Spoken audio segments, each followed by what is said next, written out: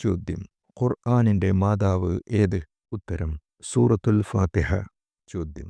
സൂറത്ത് എന്ന പദം കൊണ്ട് ആരംഭിക്കുന്ന ഏക അദ്ധ്യായം? ഉത്തരം. സൂറത്തു നൂർ. ചോദ്യം. ഖുർആനിൽ നിന്നും ആദ്യമായി അവതരിച്ച അക്ഷരം ഏത്? ഉത്തരം. ഇഖ്റയിലെ അലിഫ്.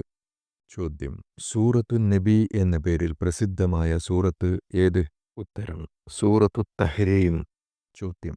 റാ എന്ന അക്ഷരം ഒഴിവായ അദ്ധ്യായം? ഉത്തരം. സൂറത്തുൽ ഇഖ്ലാസ്. ചോദ്യം. ഖുർആനിൽ മക്കയുടെ മറ്റൊരു പേര്? ഉത്തരം.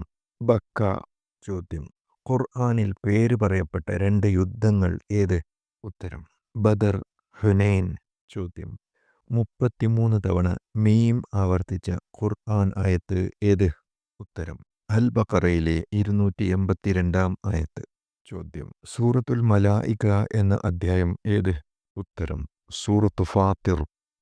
ചോദ്യം. ഫബിഅയ്യി ആലാഇ റബ്ബികുമാ തുകദ്ദിബാൻ എന്ന സൂക്തം സൂറത്തു റഹ്മാനിൽ എത്ര തവണ ആവർത്തിച്ചു? ഉത്തരം. 31 തവണ. ചോദ്യം. ഏറ്റവും നല്ല കഥ എന്ന പേരിലറിയപ്പെടുന്ന സൂറത്ത് ഏത്? ഉത്തരം. സൂറത്തു യൂസഫ്. ചോദ്യം. അനന്തരാവകാശ സൂക്തങ്ങൾ പറയപ്പെട്ട സൂറത്ത്? ഉത്തരം. സൂറത്തു നിസാ. ചോദ്യം. ഖുർആനിൽ പറയപ്പെട്ട മനുഷ്യരുടെയും ജിന്നുകളുടെയും അല്ലാത്ത വീട്? ഉത്തരം. ചിലന്തി വീട്. ചോദ്യം. ഖുർആനിൽ ധാരാളം തവണ പരാമർശിച്ച പ്രവാചകൻ? ഉത്തരം.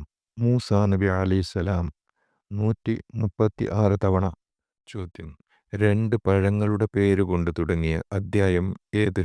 ഉത്തരം. സൂറത്തു തീൻ. ചോദ്യം. സഹറാവീൻ എന്ന പേരിലറിയപ്പെടുന്ന 2 അദ്ധ്യായം?